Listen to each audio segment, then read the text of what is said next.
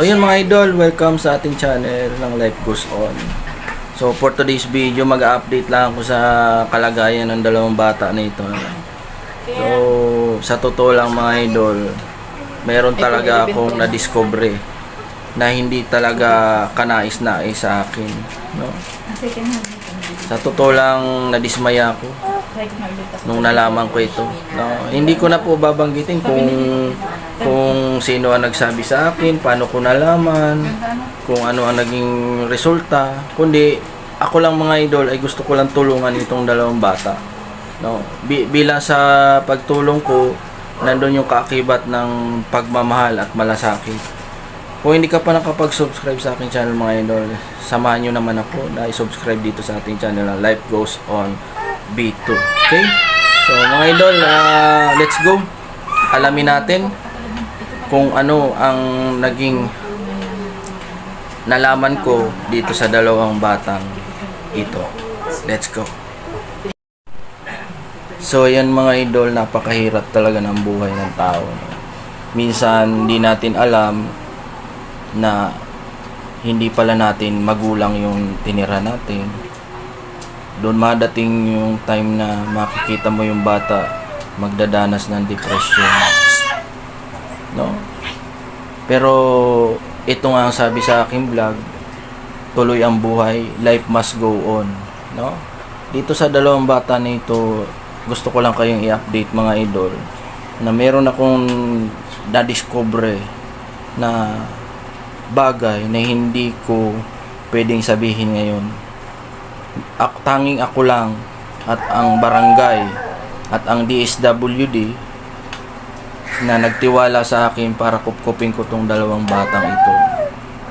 Masakit isipin mga idol na dumadaan tayo sa buhay na ganito, na mismo hindi natin alam na yung magulang pala natin ay hindi yun ang tunay nating magulang, kundi sila lang ang nag-aruga at nagpalaki, pero hindi sila ang tunay na biological father and mother. O shout out ko nga pala ang mga magulang nila, John Michael at ni John Maki, na si Tatay John Bigwas Michael at si mama niya na nasa Huban, Sorsogon, si Mama Rebecca Gualvez. Shout out ko ang kanyang kapatid, yung butihing kapatid niya na lalaki na binata na napakabait, sino ba yun? Si Rybens, no? Shout out sa iyo kuya, sa mga padala mo dito sa mga bata na ito, ay sa kaunting tulong na ito ay magkakaroon sila ng pag-asang muli na matutunan nilang mag-aral, no, mga idol. Masakit isipin lalo na ito si Maki, no? No? Sa gabi nakikita ko parang hirap siyang huminga. Hirap siya. Tapos anong tawag diyan? Nagsisinok ba o naghahagok siya sa gabi na alam kong kapos ang hininga niya. Minsan pag may time ako, papagamot ko ito. Si John Maki, no? Si Michael naman, nakikita ko pa rin sa kanya yung bagay na minsan yung tenga niya tinitakip niya sa ulo niya, na meron pa rin siyang katuliruan sa buhay, no?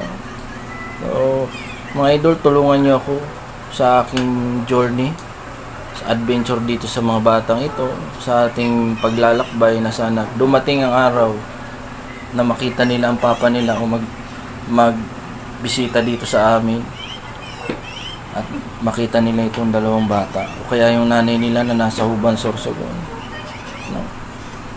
Nakakawa talaga, pero kailangan lumaban sa buhay, no?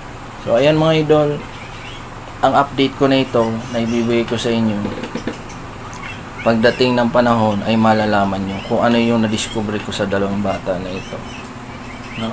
Salamat pala sa ating mga subscribers. Happy 27,000 subscribers, 600,000 viewers dito sa ating channel. Huwag nyo po akong kalimutang i-subscribe.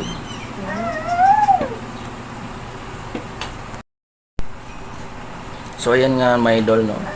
Nandito na ako, back to normal, no? Halos kami lahat dito ay may lagnat.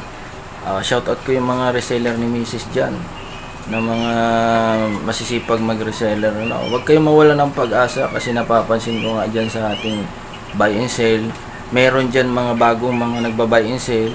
Mayroon kasi akong ano dito, mga reseller din na nagsasabi na kaya bumagsak ang presyo ng mga ano natin, mga cellphone na binibenta kasi meron mga technique na bago ang mga technician. Ang ginagawa nila, binabagsak presyo pala nila, tapos ibinibenta, tapos after na ibenta, binablock na sa Facebook.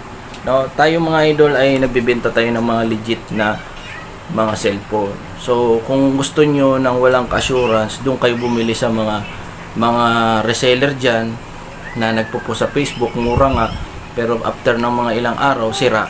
No?